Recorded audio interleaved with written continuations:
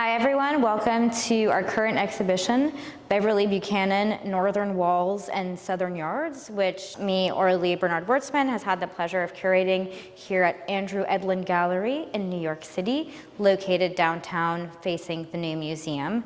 The show opened on March 25th, 2023, and is going through May 13th, 2023. Now the focus of the show, it's divided into two separate rooms. Right now we're in the early room called Early Abstraction, which features works from Beverly Buchanan from 1971 to circa 1982. These works were done starting with the paintings in circa 71, when Beverly Buchanan was looking at visual erosion and urban decay in mostly Harlem and then Soho, when she was working in New York as a healthcare educator, mostly in New Jersey. At this time, when she was starting out these paintings, she was studying with Norman Lewis, renowned abstract expressionist painter at the Art Students League in New York City. These works are actually based on photographs, which was always an important material for Beverly. He was usually using photographs in her later sculptures as well. The paintings here are based on close-ups of the visual erosion happening in these torn walls and dilapidated buildings throughout Soho mostly. And then here we have quite an amazing monotype from circa 1977 that she did at the Art Students League. This is in conjunction with her painting that we're showing for the first time since 1994, part of the Black Wall series. And the other paintings in the exhibition, including this work right here, were part of what she called her Torn Wall series, which again was looking at urban decay and visual erosion. And these were shown in 1976 at an exhibition called City Walls at the Montclair Art Museum in New Jersey, and have not been shown since. So 47 years later, we're finally seeing them again. These were done when artist Beverly Buchanan decided to leave New York to move to Georgia. Originally, she's from South Carolina, so she's kind of tapping back into her roots at this time. She's still really interested in decay, architectural decay, and then in this case, it extends to the landscape around her. So she was interested in studying coastal Georgia, the seagrass, which also served as an inspiration for some of her works on paper.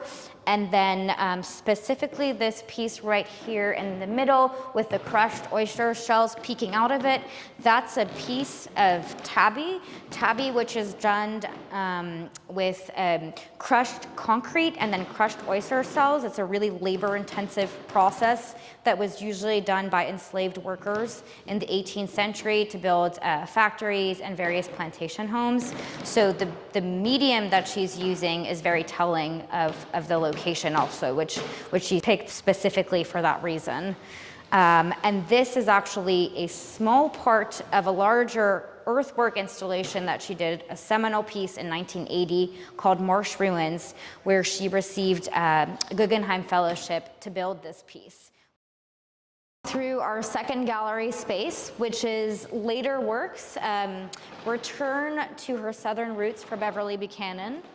So the idea was to have the front room have a lot of white space, be this kind of post-minimalist 1970s and 1980s New York art scene gallery.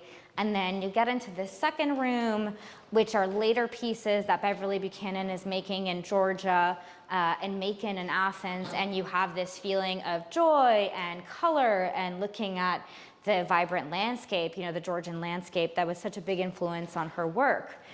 And the main idea behind this specific room is that these are works that she was doing at the same time as her shack works, which are shack sculptures, works on paper and photographs, studying kind of local tenant farmers.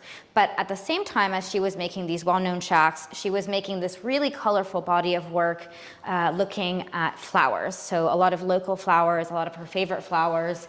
And then to me, some of my favorite objects too are these spirit jars and these kind of small assemblage pieces inspired by a lot of local folk artists, especially making works in their yard. I'm thinking of Thornton Dial, I'm thinking of Lonnie Hawley in Alabama, I'm thinking of Nellie Mae Rowe, who Beverly Buchanan actually wrote about, who was creating works out of chewing gum and making these life-size dolls that she would put in her backyard.